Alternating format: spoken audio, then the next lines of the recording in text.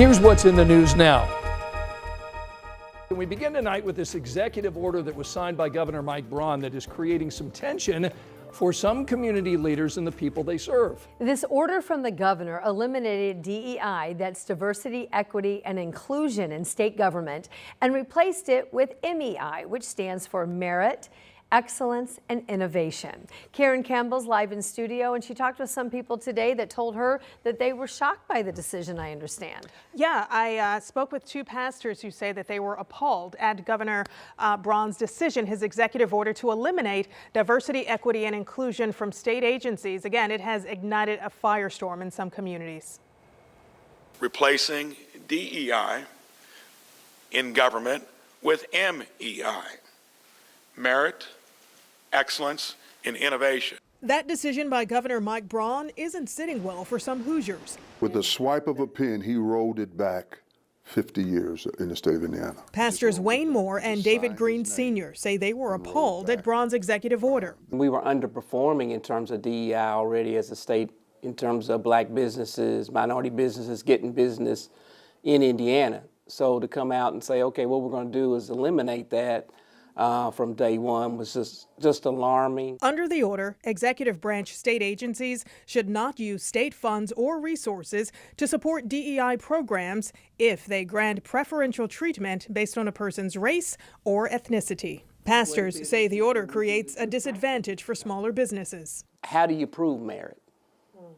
You got to first get your first opportunity to prove that I can get to my second opportunity. And if you reduce those, I'll never get to opportunities 10, 11, and 12 because somebody can easily say, well, this other company had more merit than you.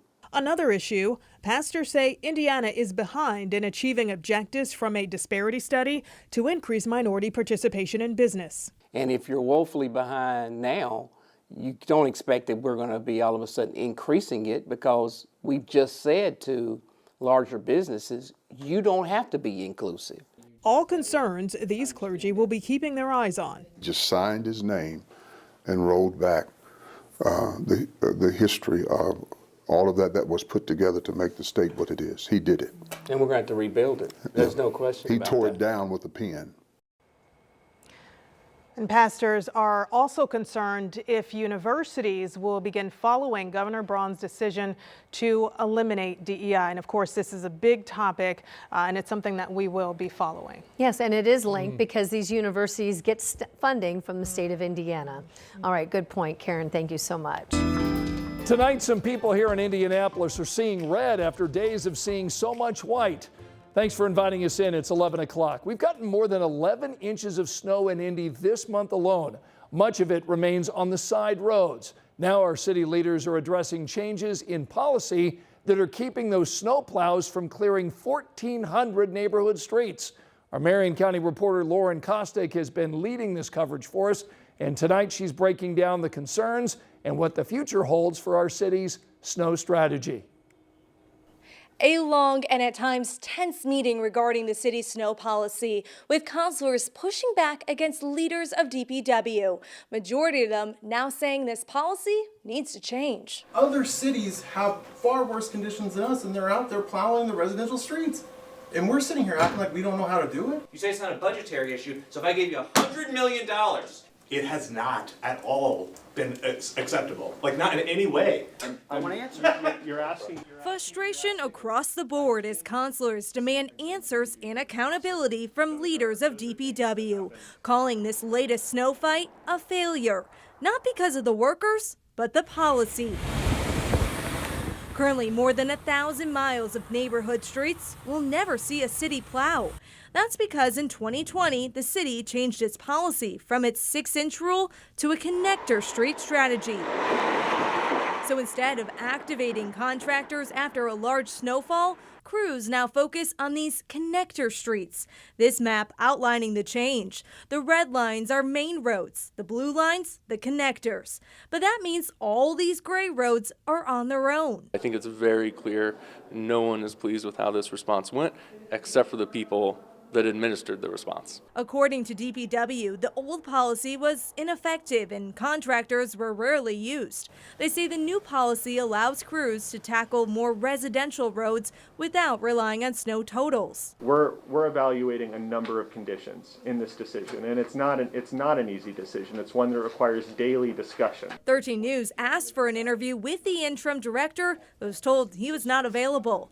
In the meantime, the chair of the committee is hoping for a joint solution. We can work collectively and we can work as a team because we heard tonight we're all hearing the same things. DPW leaders promise to continue conversations with the council moving forward. We also learned that some councilors are working on a proposal to possibly change this policy in the future. At the City County building, Lauren Kostick, 13 News. You know, we've seen temperatures plummeting, and you just saw firefighters out there working in the cold weather. IEMS says cold-related emergencies have actually skyrocketed this year. Our Chase Howell talked to the emergency group today. So, Chase, why are they seeing more calls this year compared to 2024?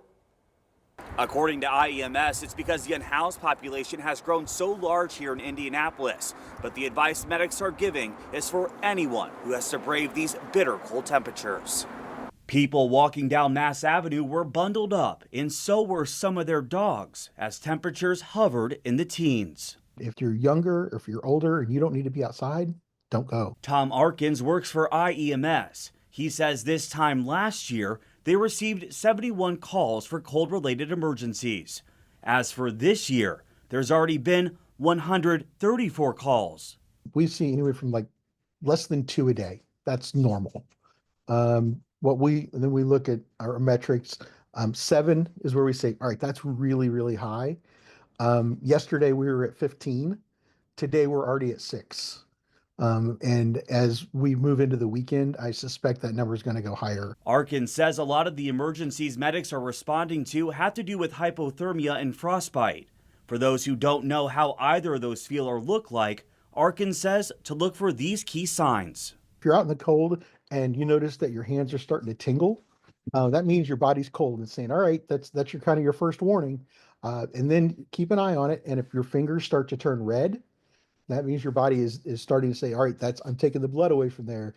Because the next steps after that, it's going to start to turn white because there's no more blood going down there, or it can even turn black. That's when we start to notice that it's dying. To avoid any cold-related injuries, Arkin says to make sure all your extremities are covered and that you bundle up. But if you feel that you may be at the beginning stages of hypothermia or frostbite, Arkin says to find a warm place to go and slowly heat up the area affected. According to Arkins, your ears and your nose are the first places that get really cold. And he also taught me how to check the blood flow to your fingertips. Now, what you're going to do is you're going to press down on your nail bed. Now, if you see that blood come back really fast, that means you're getting good blood flow to the area. But if it stays that whitish color for more than just a few seconds, that means your body is using that blood to heat other parts in your body like your vital organs. But a way to avoid all that is by wearing your gloves, putting on a hat, and bundling up. Reporting here in Indianapolis, Chase Howell, 13 News. Well, tonight a Texas man is in the Marion County Jail. He's charged with stalking Fever star Caitlin Clark right here in Indianapolis. And he was in court this morning for the first time after his arrest for allegedly sending Clark sexually explicit and threatening messages online. Our Matthew Foltz was in the courtroom and has the latest. The first 15 seconds of this initial hearing caught everyone in the courtroom off guard, as 55-year-old Michael Lewis wasted no time admitting to the charges he's facing. Guilty? No, sir. Lewis entered the courtroom admitting guilt before the judge stopped him, telling him that this initial hearing was only for him to learn about the charges he's facing. Lewis is charged with felony stalking after allegedly sending over a dozen sexually explicit messages and threats to Caitlin Clark on social media. That actually caused Caitlin Clark to feel terrorized, frightened, intimidated, or threatened. In court, we learned Lewis first allegedly made those online comments in December before traveling here to Indy over the weekend and booking a room in downtown Indy. Lewis was ultimately arrested after police warned him to stop the messages. In court, Lewis repeatedly said he needs his medication while in jail. Court will note that you have requested medication. We will print out a sheet for your attorney to fill out, and I will order the Marion County Jail to at least assess you and provide any medication that the doctor deems appropriate. The judge entered a preliminary not guilty plea for Lewis and appointed an attorney. He also has a no-contact order with Clark and must stay 500 feet away from Gamebridge Fieldhouse and Hinkle Fieldhouse. We also learned today in court that Lewis does not have a home. He says in court that he basically lives out of his car and he barely has any money to his name. Right now, he's facing a $50,000 bond. His next court appearance will be on March 31st. Reporting on Indy's Near East Side, I'm Matthew Foltz, 13 News. Certainly a case we'll continue to follow.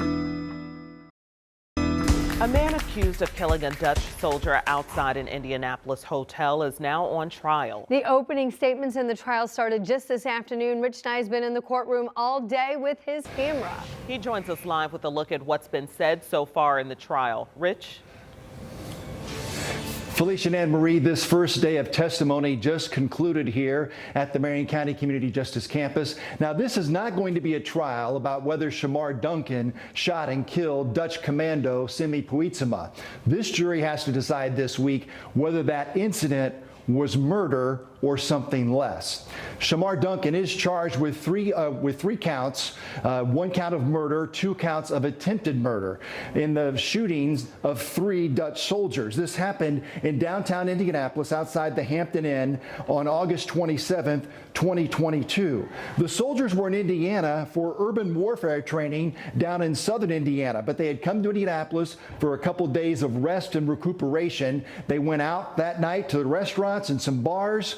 They got into a fight with 3 brothers, Duncan and 2 of his brothers. After the fight, the soldiers went back to their hotel. Duncan and his brothers drove by in a truck.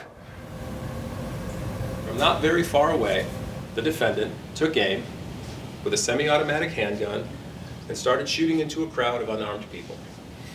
The same crowd, some of whom had just been in the fight that he and his brothers had lost. We will see that shooting. We will hear those bullets. He did fire a 9mm weapon into that hotel. And he'll tell you, he didn't mean to kill anybody. He'll tell you that he kind of did it in blind rage. He'll tell you that, this happened so quickly that he really didn't have, time to really form any logical intent. So the defense tells us that we should expect Shamar Duncan to take the witness stand in his own defense sometime during this trial, which is expected to last 4 days. The first person on the witness stand today was Simi Puitsema's mother. She identified photos of her son and testified about his commitment and desire to be in the military. Simi Puitsema actually donated organs to 6 people in America in his death. One of those women received his pancreas. She's from Plainfield, and she was here today for the trial. We'll hear from her coming up at 6 o'clock. But as you heard from the defense, they're looking for lesser charges. They're hoping that Shamar Duncan might be found guilty of reckless homicide and battery and not murder. The U.S. tonight confirming that Israel and Hamas have now reached a ceasefire deal. The news first broke around noon today, and ever since we've been getting updates from the Middle East. Brian Abel shares what the deal means for the war that hasn't stopped in 15 months. At long last, I can announce a ceasefire and a hostage deal has been reached between Israel and Hamas. The relentless fighting in Gaza between Israel and Hamas is about to cease temporarily. Following months of negotiations, Hamas and the Israeli government agreeing to a deal that will pause the fighting and see a phased release of hostages seized from Israel during the October 7, 2023 attack. The significant ceasefire, coming at the 466-day mark since that attack on Israel, may be the longest of the war so far. The agreement calls for a 6-week end to the bombing, for Israeli troops and Hamas militants to lower their weapons, and for 33 Israeli hostages to be released during the first phase of the pause. 7 of the remaining hostages are American, 4 of whom have been confirmed dead. Some of those Americans will be released in the initial phase. In exchange for the hostages, hundreds of Palestinian prisoners will be released by Israel, including those convicted of killing Israelis. This deal was developed and negotiated under my administration, but its terms will be implemented, for the most part, by the next administration. In these past few days, we've been speaking as one team. President-elect Donald Trump posting on Truth Social, "We have a deal for the hostages in the Middle East. They will be released shortly. Thank you." News of the ceasefire brought hundreds to Tel Aviv's Hostages Square. Sources familiar with the matter saying the ceasefire and hostage release, the first since last November, could begin as early as Sunday. In Washington, Brian Abel reporting.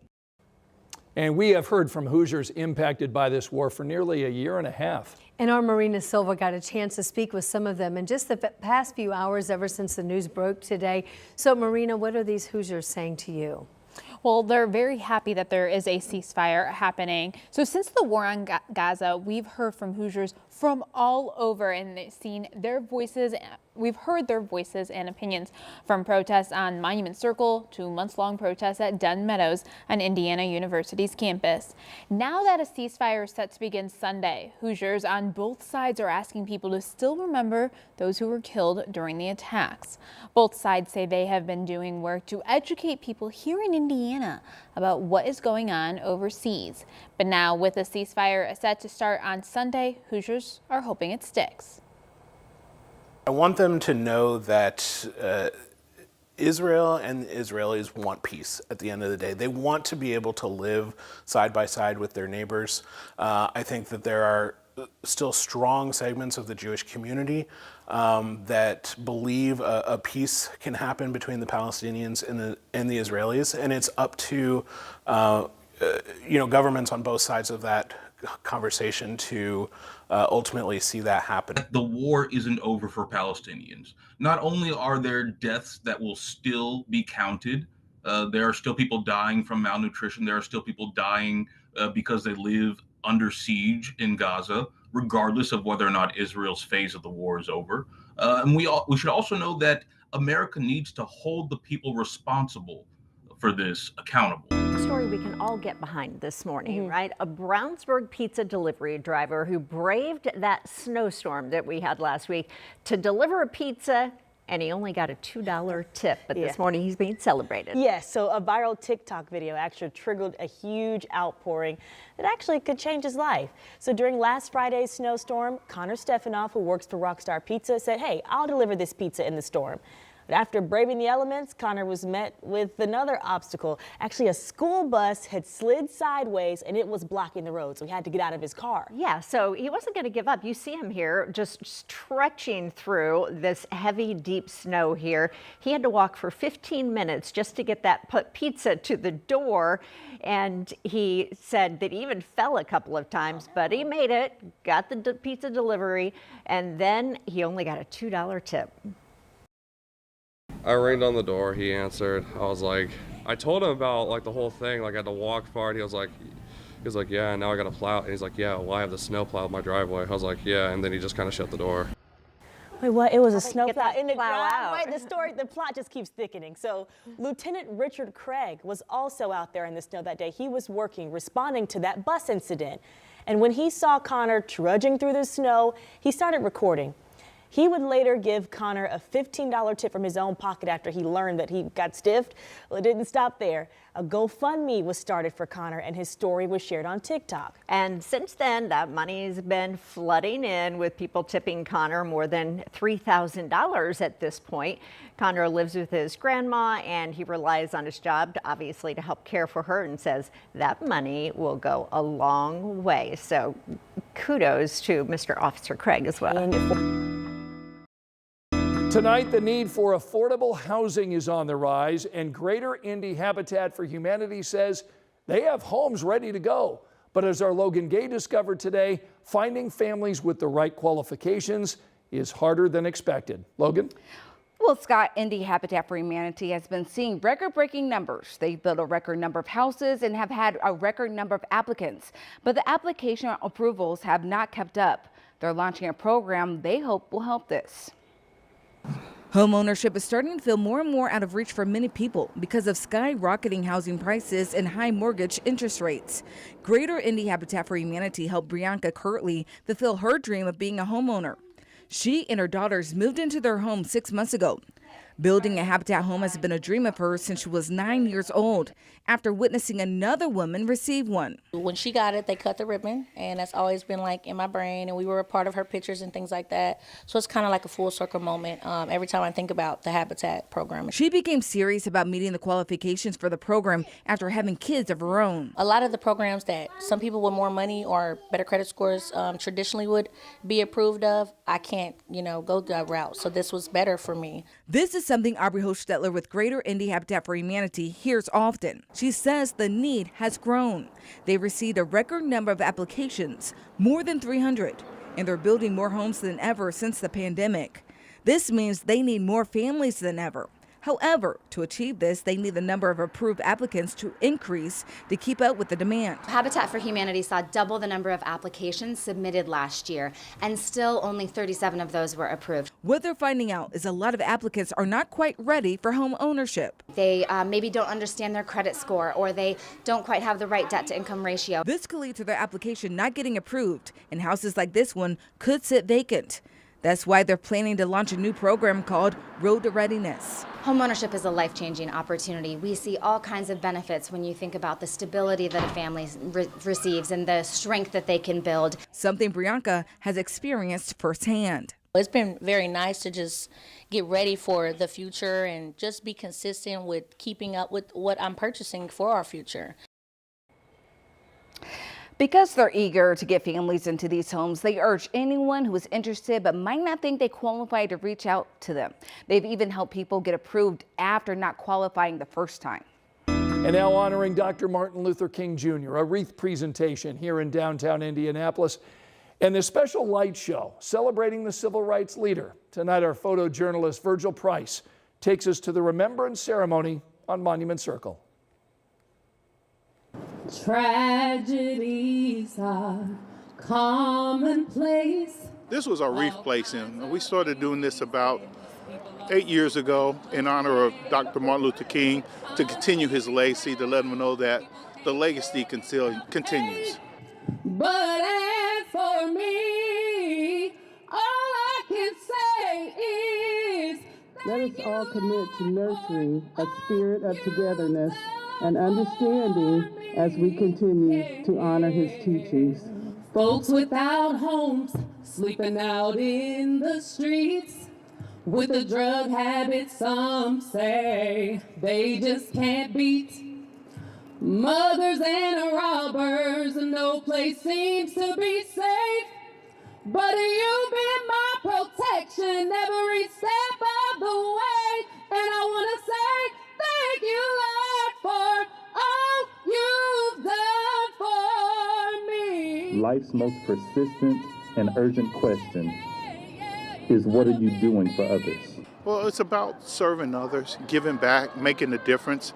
You know, I believe that we all should be compassionate. We all have to understand it could easily be us on the other side.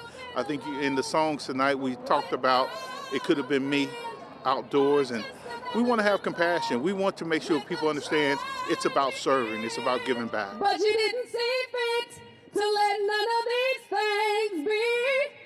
And every day by your power, you keep on keeping me.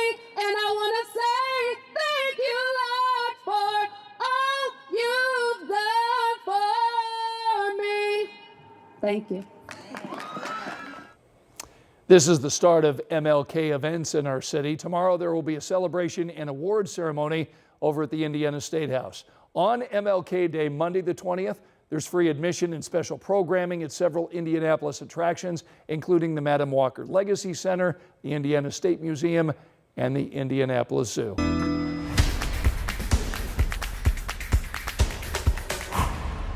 The final day of IndyCar Media Day underway at the Convention Center as we count down to the 2025 season. Dominic Miranda today caught up with back-to-back Indy 500 champ Joseph Newgarden as he gets ready to start racing again.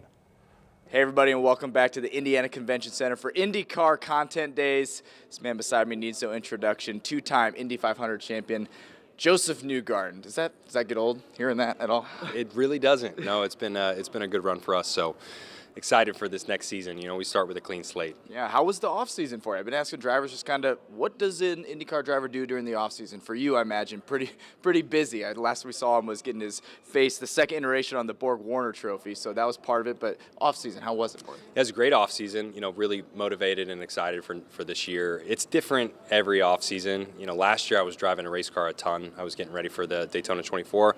I wasn't doing that this off season, so less track time, but still really busy with team commitments. You know, it's typically what happens. You know, we're doing days like this here. I got to go to Detroit after this. The Baby Borg presentation is tomorrow night, and then we're going to do the Detroit Auto Show on Friday. So there's just a lot of things that end up stacking up throughout the week. But we're still prepping as normal. Like I go over to Charlotte, get on the simulator, work with the engineers, trying to build new steering wheels, all sorts of stuff to prepare for just the new season. So, you know, typical busyness, just different than what it looked like last offseason. Yeah, no rest for the weary whatsoever. How excited are you for this season? And you've made no bones about it. You're going for number 3 in a row. That's super impressive, and your mindset hasn't changed on that. But how excited are you for that opportunity and just the season at large? Yeah, I think that's a great way to put it. It is an opportunity. You know, it's in front of us. We're not going to shy away from it. You know, us talking about it's not going to change the fact we're going to show up, you know, just as prepared with the same attitude to try and win the race. So I'm really excited for the month of May. How can you not be? You know, it's the favorite time of year for all of us, and I'm so, you know, thrilled to be in the position that we are in with Team Penske and the 2 car, and you know, I think it's possible. I mean, the odds are not on our side, but you know, it's definitely possible that we can go win the race again, and we just need to do our jobs on the day. Yeah, no, a lot of people are pulling for you. All right, you a college football guy at all? Am I a college football guy? No, I'm not.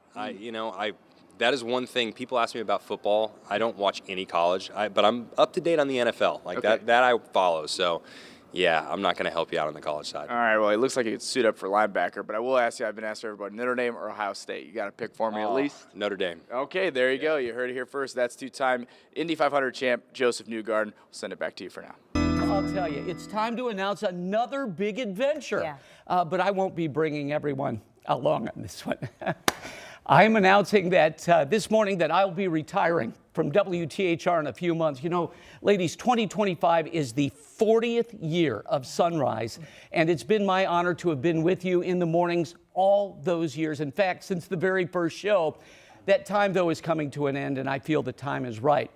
When Sunrise began, I know it's hard to believe, I was a young man in his 20s with a wife and 2 little babies. Well, I'm now a much older man with 2 beautiful granddaughters.